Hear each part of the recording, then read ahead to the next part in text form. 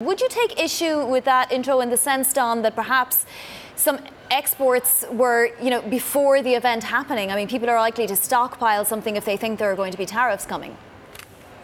Sure. A whole host of companies, both in the U.S. and in China, have been trying to race ahead of these coming tariffs because they simply are a 25% tax on the cost of those products as they cross the border in either direction.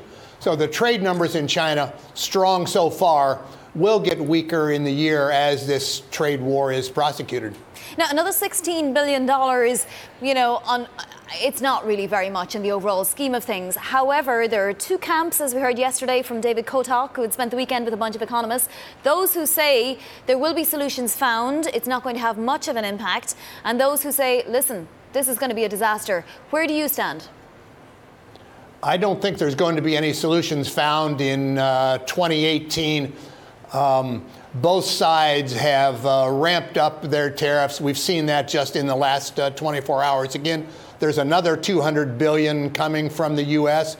and China will remain in react mode, let Washington own this trade war, which really was launched with the tariffs in March and April on aluminum and steel.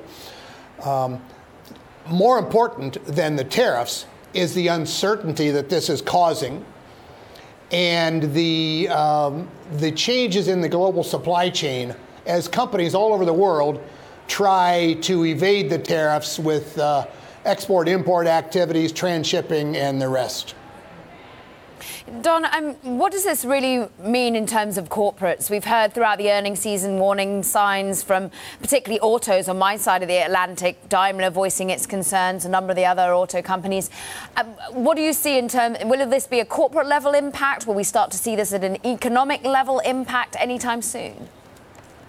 I don't think we will see much economic level impact in the next few months. But from the corporate side, what you've got in China now is companies that are being and will further be badly hurt by these tariffs.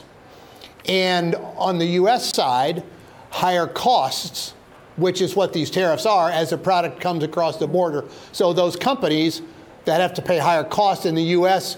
will be hurt. And those employees who were reliant on their paycheck from those companies will be hurt as well. So there will be big impacts some places and not so big in others.